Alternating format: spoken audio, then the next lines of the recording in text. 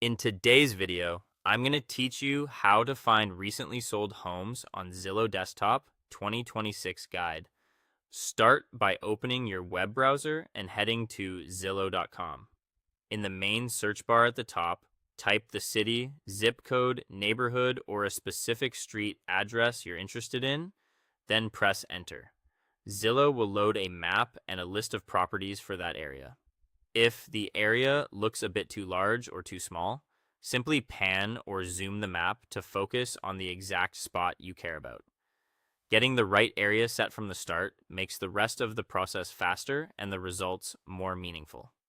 By default, Zillow shows active listings. To focus on completed sales instead, look for the listing type filter located above the map.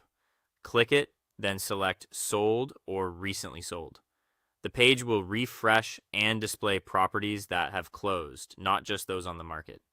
If you prefer to jump straight to this view, you can also go directly to Zillow.com via homes/recently sold in your browser, which loads the same results without changing filters manually. Next, refine for comparability so you're looking at true apples to apples matches. Set a price range that reflects the segment you're researching. This avoids outliers that can distort your takeaway. Choose the exact number of bedrooms and bathrooms to mirror the property type you're analyzing. Then select a home type, such as single family, condo, or townhome, to keep comparisons consistent. For even tighter matches, open more filters and narrow by square footage or year built. Limiting results to similar size and age helps you read the market accurately and form realistic expectations. When you see a promising result, click the property to open its details page. Confirm the final sale price and note the exact closing date. Together, these tell you what the market actually paid and when. Check the price history to see whether the home experienced price reductions before it sold, which can indicate demand and negotiation dynamics. Review the home facts for square footage, lot size, and other key characteristics.